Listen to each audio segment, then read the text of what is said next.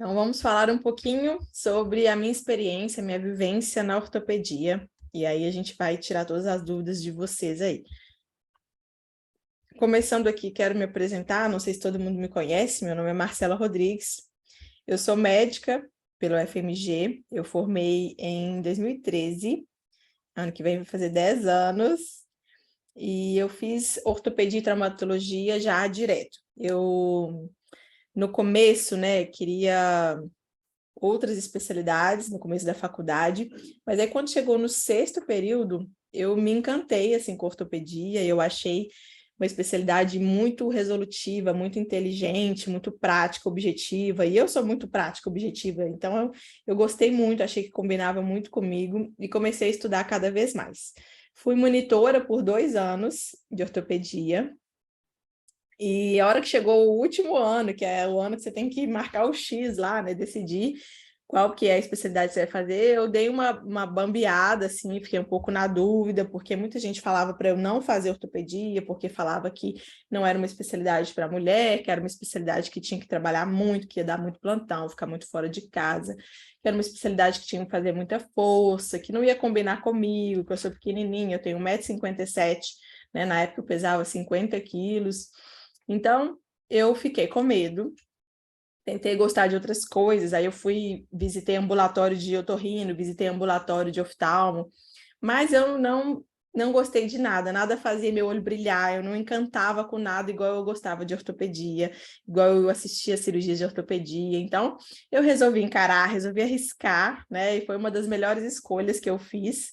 Então hoje eu agradeço a Marcela lá de trás por ter escolhido fazer realmente ortopedia.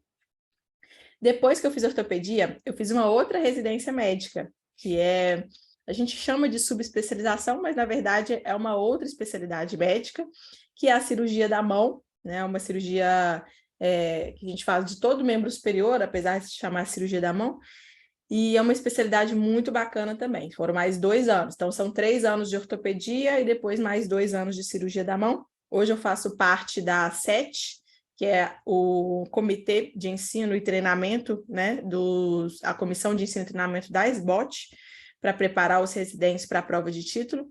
Já trabalhei no Atlético Mineiro e tenho alguns cursos online hoje para ensino, né, que eu gosto muito de ensinar, de dar aula. Então, essa aí é um pouquinho da minha trajetória. Depois, quem quiser, eu vou enviar essa aula num grupo de WhatsApp, que eu sempre mando os materiais complementares, PDF da aula. Então, se quiserem, é só pegar o celular, ler o QR Code e entrar no grupo, que eu mando lá depois os slides, tá? Que aí vocês não têm que ficar, né, anotando nada, se quiser gravar e salvar alguma coisa, não tem que ficar dando print, eu mando o PDF para vocês depois. Existe um estudo recente agora, de 2020, né, de demografia médica, que são 17.000 ortopedistas, 17.900 ortopedistas no Brasil. Como ele é de 2020 e formam cerca de mais 1.000 por ano, né, a gente já deve estar batendo aí os 19.000, 20.000 ortopedistas no Brasil. Sabemos que somos 500.000 médicos no Brasil. Então, tem aí essas porcentagens, essa quantidade de cada especialidade que eu coloquei para vocês. Então, aí estão a lista das especialidades e de ortopedista a gente tem aí uma grande quantidade, né, de ortopedista. Agora a gente tem que lembrar que dentro da ortopedia existem as subespecialidades, as subespecializações. Então, depois de fazer ortopedia, a maioria dos ortopedistas formados escolhem uma área para focar, escolhem uma área para se aprimorar, né? Então, a gente vai falar sobre isso aí também. A idade média dos ortopedistas hoje no Brasil é 45 anos e a localização está aqui nessa telinha, é principalmente no Sudeste. Então, mais da metade está localizado no Sudeste, Rio, São Paulo e Minas. Eu estou aqui, inclusive, né, em Minas Gerais. Vocês estão aonde? Me manda aí no chat para eu saber. Qual estado vocês estão? Temos aí 4% no Norte, 16% no Nordeste, 17% no Sul e 10% no Centro-Oeste. Oi, doutora, tudo bem? Aqui é todo mundo do Rio Grande do Sul, quase todo mundo. Rio Grande do Sul, beleza, Sul. Como eu enviei o link, né, para outras pessoas assistirem também, então a gente vai ter algumas outras pessoas fora do Sul. Então tem aí, ó, Sergipe, bacana, gente. Então, ótimo. Vocês estão em regiões melhores em relação à concentração de ortopedistas, né? Aí, ó, Goiás, né? O Sudeste é realmente bem denso de todas as especialidades, né? Então, acaba tendo uma luta maior pelo mercado de trabalho. Mas que bom, né? É bom saber que vocês estão espalhados por aí. Vamos continuar aqui, então. Essas são as especialidades de medicina mais procuradas no Brasil. Então, clínica médica em primeiro lugar, porque depois, né, acaba indo para uma outra subespecialidade ou uma outra segunda especialidade. Pediatria, cirurgia geral, gineco e obstetrícia, anestésio, medicina do trabalho e em sétimo está ortopedia e traumatologia, né? Não tem exatamente a quantidade de pessoas que tentam a prova, mas tem a porcentagem, cerca de 4% aí, vai tentar fazer ortopedia. Como funciona a residência? São 3 anos de residência médica. Existem alguns boatos de que eles estão tentando passar para 4 anos de duração. Isso já tem uns 3 anos que está sendo falado, comentado, mas ainda não tem nada de concreto, não tem nem previsão, né? Então fiquem tranquilos, né? Ainda não tem nenhuma possibilidade. Só existe um boato de que possa, no futuro, passar para 4 anos. Hoje, a ortopedia é de acesso direto, ou seja, assim que você forma, você já pode entrar para a residência de ortopedia, você não tem que ter feito nenhuma residência anteriormente. Isso é diferente da cirurgia da mão, que foi a minha segunda especialidade. A cirurgia da mão não é acesso direto. Eu não poderia formar e ir para a cirurgia da mão. Cirurgia da mão, ela exige um pré-requisito. Eu tenho que ter feito antes ou ortopedia. Deixa eu só fechar a porta aqui.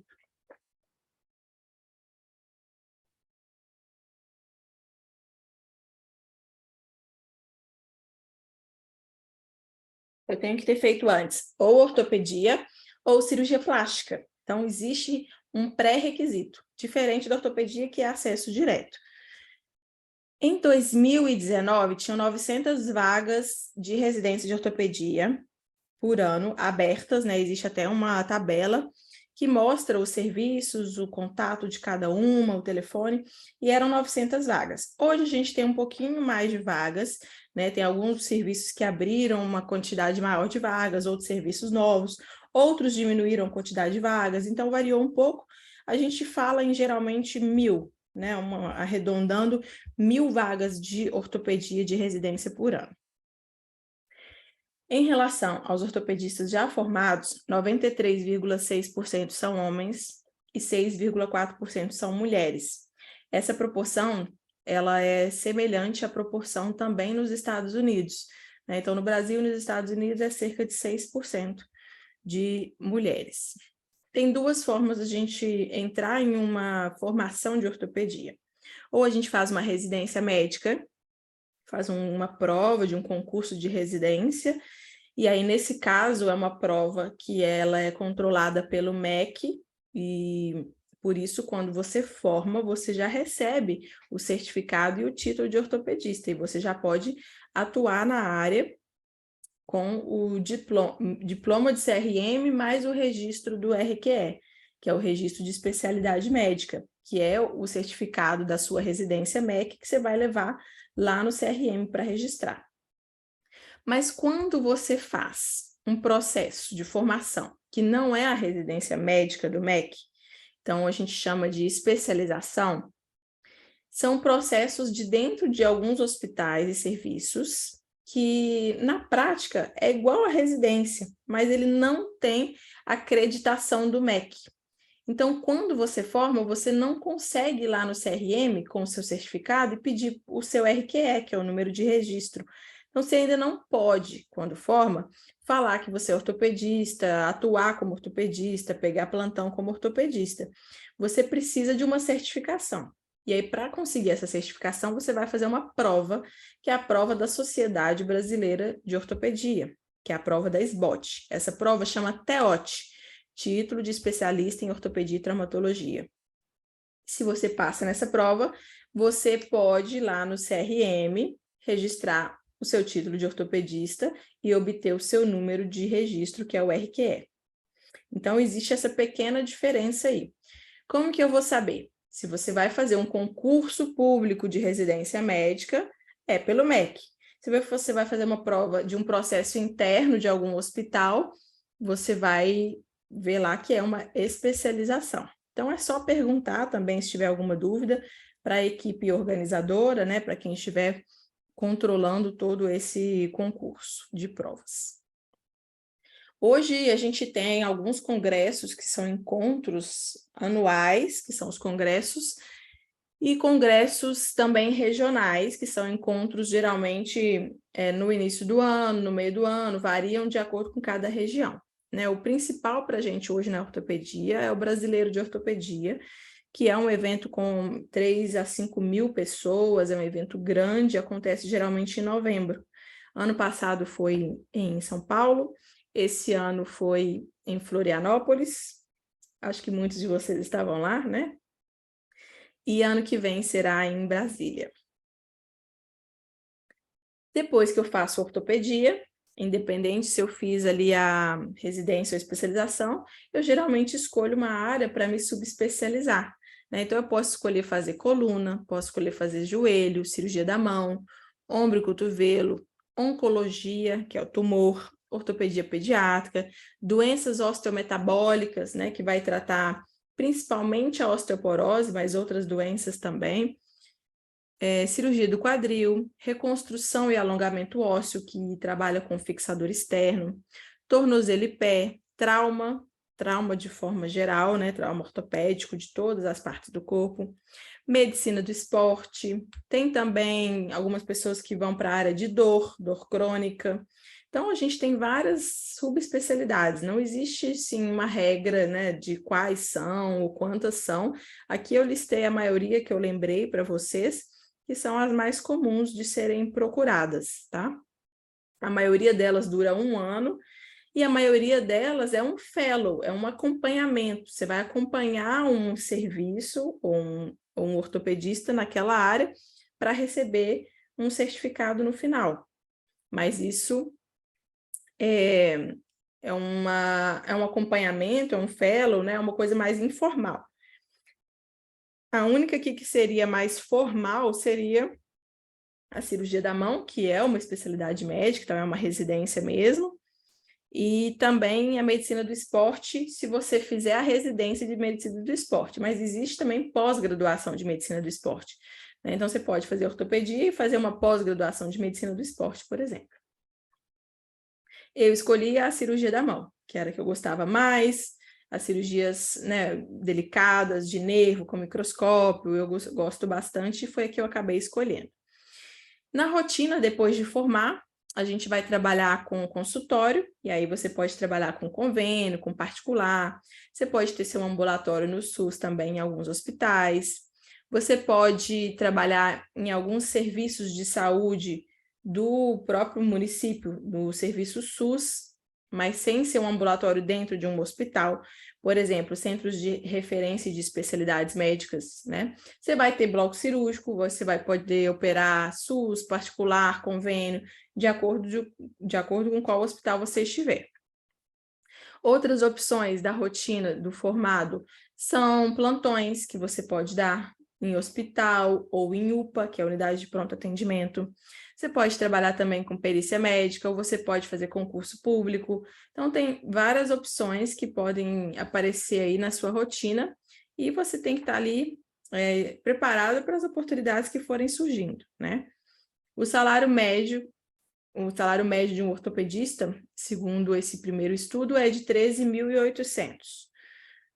Já para ortopedistas que também fazem cirurgia, que é a maioria, né, porque a gente é formado para isso, é uma especialidade clínico-cirúrgica, a média sobe ainda mais para 18.244 aproximadamente.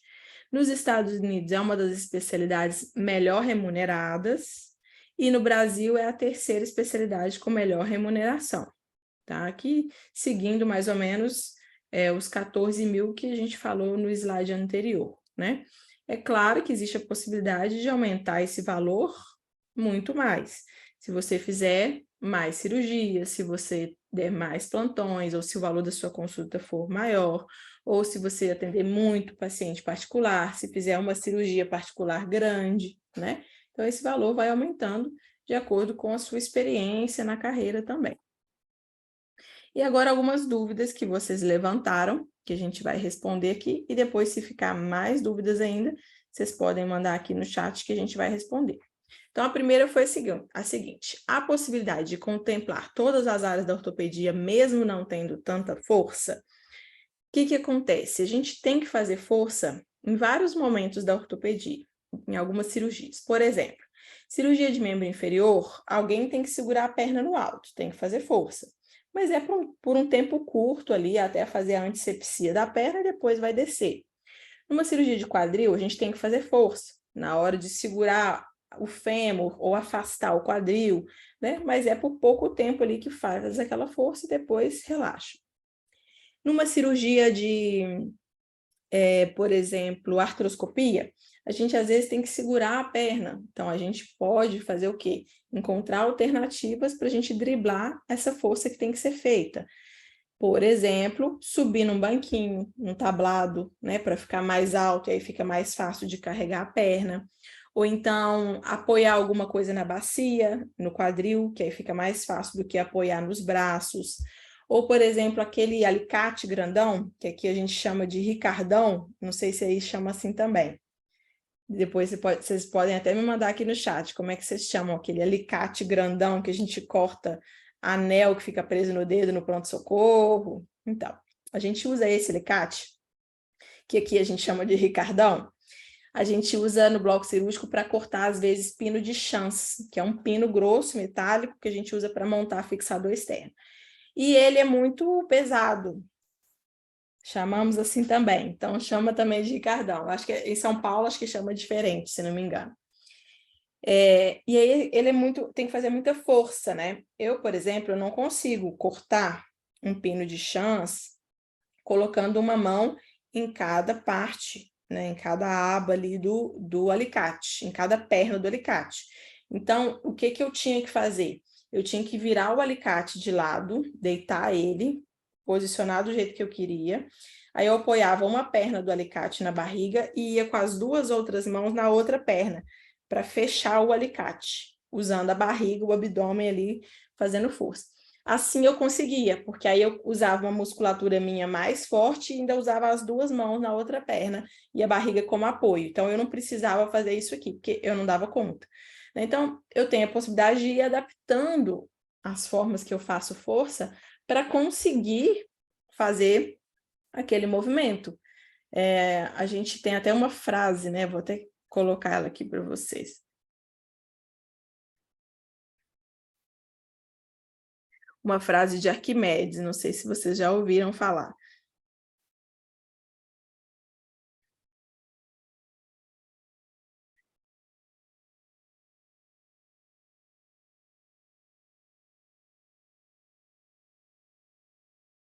Então, me deu uma alavanca e um ponto de apoio que eu moverei o mundo, né? Arquimedes disse isso há muitos anos atrás e funciona até hoje para a gente, né? Então, a gente pode adaptar a forma de fazer força, né? Mas tem que fazer força sim, né? Tem hora que a gente sai suado da cirurgia, redução de quadril, por exemplo, né? Redução de luxação de quadril, faz muita força. Então, tem algumas coisas que não tem jeito, vai ter que fazer força. Mas eu, mesmo pequenininha, 1,50 m, tinha 50 quilos, eu consegui fazer. Então, vocês vão dar conta de fazer também, tá? Podem ficar tranquilos. Bom, segunda pergunta aqui, né? O que o preceptor espera do R1? Bom, primeira coisa que a gente espera de um R1 é que o R1 esteja interessado em aprender. Vou até aumentar o meu... É que o R1 esteja interessado em aprender, né? Ele tenha proatividade, ele tem interesse, ele tem ali uma disponibilidade, né? Chegue cedo, seja pontual, né? seja uma pessoa resolutiva, que pega, resolve, faz, proativo mesmo, né? Essa é a principal característica que a gente espera de um residente, né? Em todos os anos, não só do R1, né? Isso do ponto de vista subjetivo, né? Do ponto de vista profissional. Agora, do ponto de vista da ortopedia, de conhecimento, o que a gente mais espera do R1 é conhecimento de anatomia e exame físico, tá? São as duas coisas principais que vão ser cobradas do R1 assim que ele entra. Anatomia completa e exame físico completo. Por isso que é um déficit das faculdades, porque a maioria das faculdades acaba não ensinando isso durante a graduação. E aí muitos entram ali perdidos, porque entram até sem saber esse básico que a gente espera do residente, né? Que seria anatomia e exame físico. Terceira pergunta aqui, como se destacar na residência? Então, já falei um pouquinho, né? Só de você ter essa proatividade, pontualidade, ser uma pessoa, né, ética, que respeita os outros, isso já vai te deixar, né, um ponto acima, né, de destaque. Mas também que você tenha o conhecimento ali na ponta da língua, então que você estude antes para uma cirurgia, por exemplo, você vai fazer uma cirurgia de prótese de quadril. Então, o ideal é que você saiba a anatomia toda do quadril, né? Lê a anatomia antes daquela cirurgia. Ou então, você vai para um ambulatório de joelho. Então, o ideal é que você leia os exames de joelho, os testes de joelho, para você chegar lá preparado. Então, se preparar, né? Aproveitar esses 3 anos para estudar, para se dedicar, porque é o tempo da sua formação mesmo. Então, como você vai se destacar? Demonstrando aquele interesse e aquele conhecimento. Se você não souber, o que vai acontecer muitas vezes, né? Às vezes você não vai saber responder a pergunta do seu preceptor. Ao invés de você simplesmente falar assim, não sei. Não sei. Você pode responder, olha, eu não sei, mas eu vou estudar. E aí, no dia seguinte, você leva a resposta para o seu preceptor. Ele vai ver que você está ali em busca de conhecimento, né? Ele vai ver que você não é só mais um que não sabe e que vai deixar para lá. Quarta dúvida aqui. Materiais indicados para estudar durante a residência. Então, durante a residência, no primeiro ano principalmente, como é anatomia e exame físico, o principal é anatomia e exame físico. Então, os 2 livros que eu mais utilizei no meu R1 foram esses 2 aqui, ó. Netter, Atlas de Anatomia Ortopédica, e Exame Físico em Ortopedia, do Tarcísio e do Osvandré. São os 2 livros que eu mais utilizei, mais abri no primeiro ano de residência. Depois, a gente vai utilizar os de patologias, né? O Rockwood, que são 2 volumes, que é de fratura e luxação, e o conjunto do Campbell, que são esses 4, que é para patologias no geral, não só fraturas e luxações, mas doenças de forma geral, tá bom? Então, esses acho que os mais utilizados. O que cada R faz no seu respectivo ano? Bom, no R1 a gente está ali começando a aprender o funcionamento daquele serviço, então a gente vai fazer muita papelada, a gente vai internar paciente, a gente vai fazer descrição cirúrgica no computador no final das cirurgias, a gente vai fazer evolução, prescrição de paciente, então a gente vai fazer muita parte burocrática, né, que a gente fica assim de saco cheio, mas que alguém tem que fazer e o R1 acaba fazendo. E o R1 ele vai se integrando com o serviço, ele vai aprendendo como é que funciona, né? Então, ele precisa passar por isso, não tem como. E é um momento que ele vai ser cobrado dessas questões básicas, anatomia, exame físico. Então, ele vai ajudar, ele vai auxiliar numa cirurgia.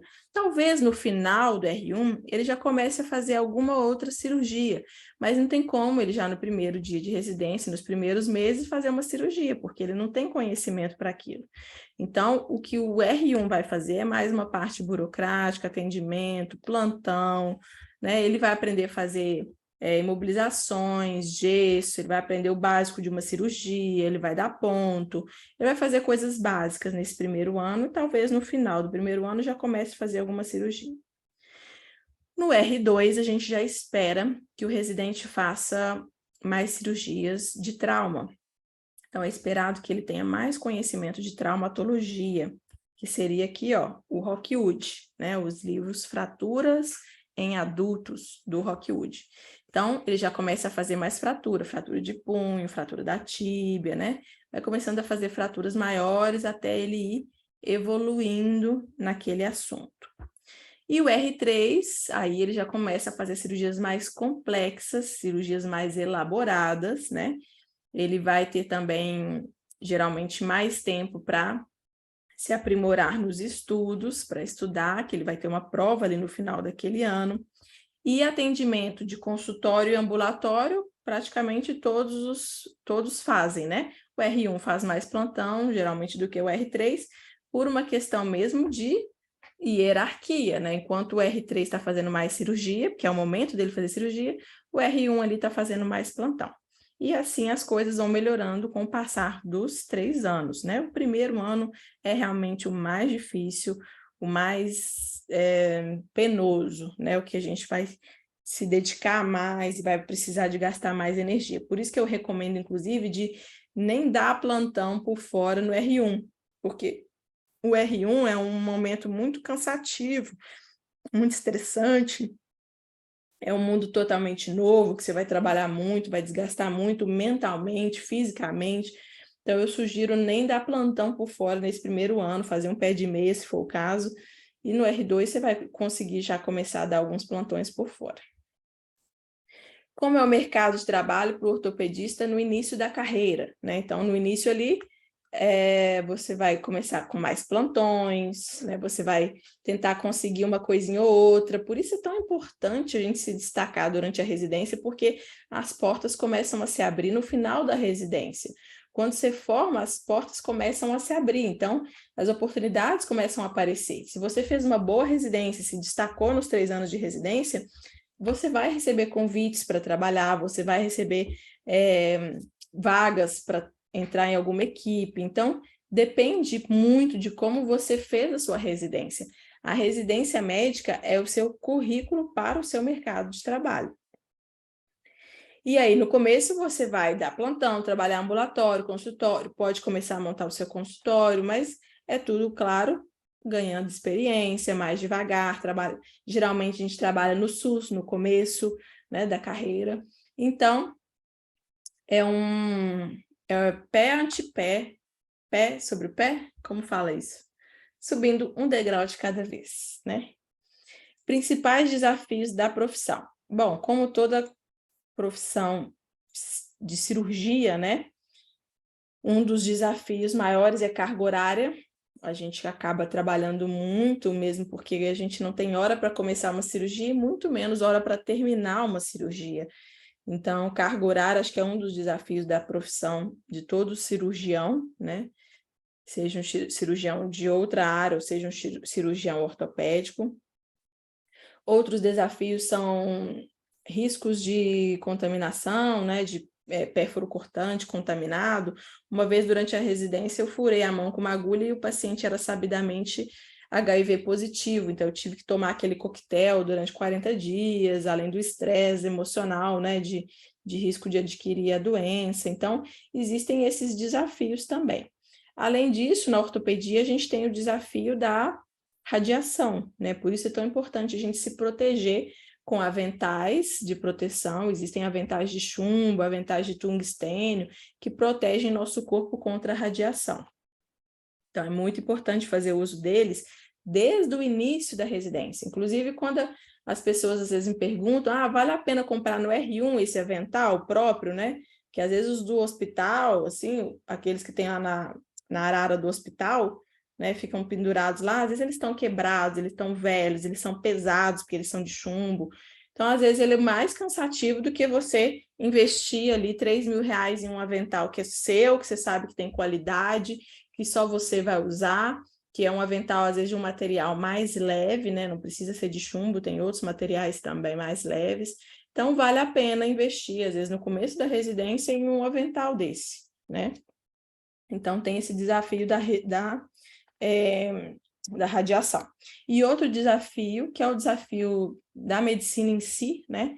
Que é lidar com o sofrimento do paciente, né? Lidar com o sofrimento do outro, porque a gente tem demandas constantemente e a gente tem que resolver isso constantemente. Então, a gente tem que tomar muito cuidado, porque a gente tem uma tendência a querer ajudar demais, a fazer demais, e às vezes a gente acaba ficando doente, a gente às vezes acaba se prejudicando, né, para tentar ajudar uma pessoa. Então a gente tem que ter consciência até onde a gente pode fazer, o que eu consigo fazer, né, até para a gente ter uma saúde mental. Em 2019, em dezembro, eu tive um episódio de burnout, né, eu estava exausta mentalmente com a minha carga de trabalho, né? Não só de carga de horário, de tempo, mas carga de peso, responsabilidades, né? Assumindo muitas coisas, atendendo muitos pacientes.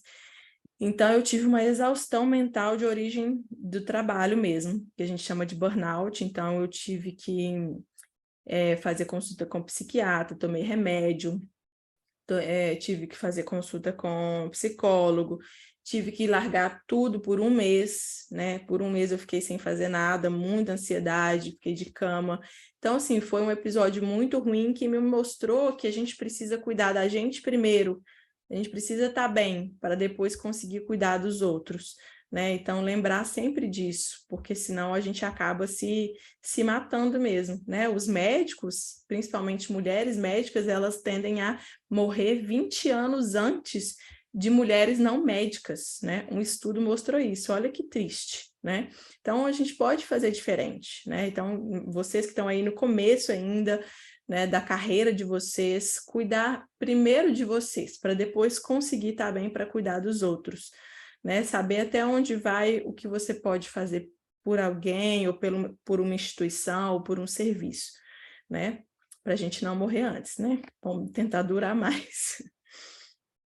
Família e residência de ortopedia, como conciliar? Ai, gente, difícil, tá bom?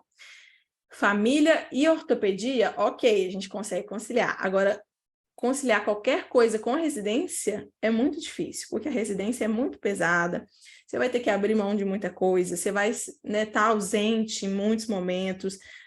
A residência, principalmente de ortopedia, ela suga muito, principalmente no primeiro ano, mas são 3 anos que você tem que pensar que você vai lhe dedicar para ser o que você quer ser ali no futuro, né? Para ser um bom ortopedista, é o tempo de aprender, é tempo de se dedicar. Então, realmente, não tem como conciliar e ser bom em tudo, ser bom com a família, ser bom na residência, ser bom na atividade física, não tem como.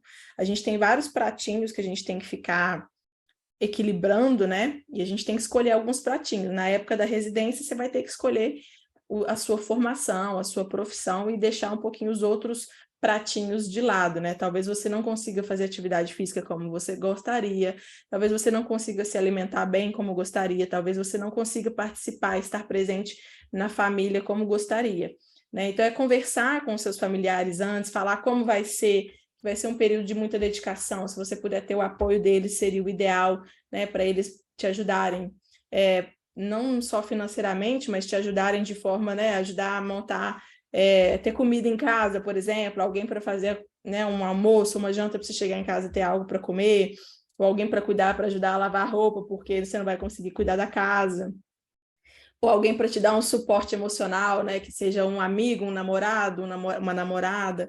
Então, a gente tem que conversar muito bem isso com essas pessoas que estarão perto da gente, porque serão 3 anos de muita dedicação dentro do hospital. Você vai praticamente morar dentro do hospital. Como funciona a subespecialização? Acho que eu já falei um pouquinho, né, lá no começo. A gente vai escolher o que a gente, né, gosta mais, ou o que a gente tem uma oportunidade, talvez, no futuro, ou o que tem uma vaga em alguma cidade que você já conversou. Então, assim, você vai levantar ali os pós e contras de cada subespecialidade, vai escolher a sua, e geralmente tem uma prova ou uma entrevista para você fazer esse fellow, esse acompanhamento com uma instituição ou com um professor para você ter a sua subespecialização.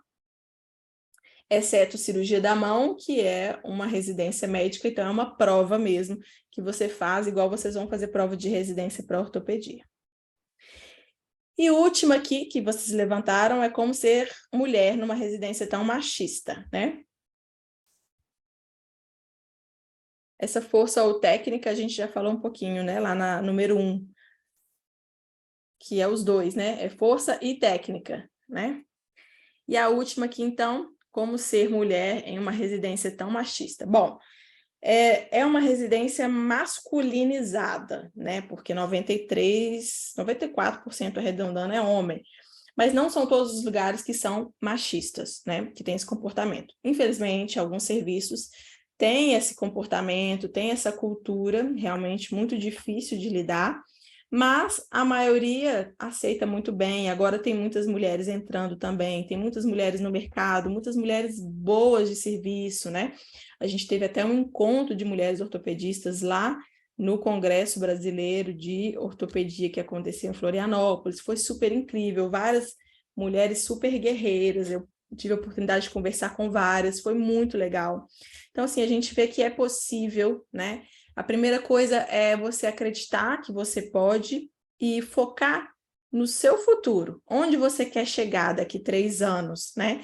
E não deixar nada te atrapalhar. Igual aquele jogo, né, de futebol americano, que você vai correndo com a sua bola e deixa a galera ir pulando lá atrás, tentando te abalar, mas não se abale, continua correndo lá com a sua bola para você fazer aquela jogada da bola depois da listrinha. Como é que chama? Touchdown? Não sei. Se alguém souber, manda aí no chat para gente. E então é isso, é focar no que você quer ser, onde você quer chegar, para não deixar nada te atrapalhar, né? Vão aparecer situações desconfortantes ao longo do processo, mas isso vai acontecer com todo mundo. Às vezes acontece também uma situação desagradável, mesmo com quem não é mulher, né? Às vezes teve um colega meu que foi muito criticado, ele foi xingado pelos preceptores, ele ficou muito triste na época, ele, né, chegou a cogitar sair. Então, assim, as pessoas vão passar por situações assim, independente, né, do gênero. Então, acho que é você focar onde você quer chegar, né, tentar se fortalecer emocionalmente para isso, já pensar antes, né, que você tem um objetivo final e não deixar isso te abalar. Situações do tipo vão aparecer, apareceram comigo também, mas deu tudo certo. A convivência é muito boa, né? Não tem aquele tanto de mulher de TPM, então é ótimo. A convivência é boa, geralmente homem é mais prático, mais objetivo. Então, assim, eu achei ótimo, eu adorei, fiz vários amigos, hoje tenho amigos até hoje da residência. Então, eu acho que é uma forma que você tem de usar isso como combustível também, né? Para se destacar, uma maneira que você tem ali, né? De você usar isso a seu favor, e não deixar isso te diminuir ou te destruir, né? Ó, conclusão, então.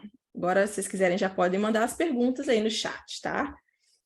Fazer uma residência bem feita, se dedicar, né? Para o profissional de excelência sempre vai ter lugar, então não existe mercado saturado. Para quem é um bom profissional, sempre vai ter lugar. Ainda é uma especialidade muito bem remunerada, é uma das melhores remuneradas ainda no Brasil e nos Estados Unidos.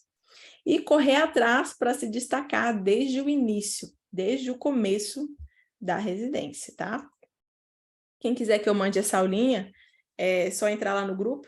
Agora são 8h40, quando for 8h45, na hora que a gente terminar aqui, eu já mando para vocês no grupo, tá?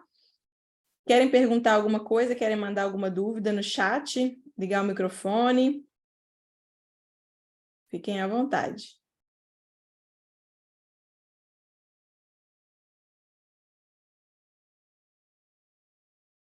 Nenhuma dúvida? Quem vai fazer ortopedia aí?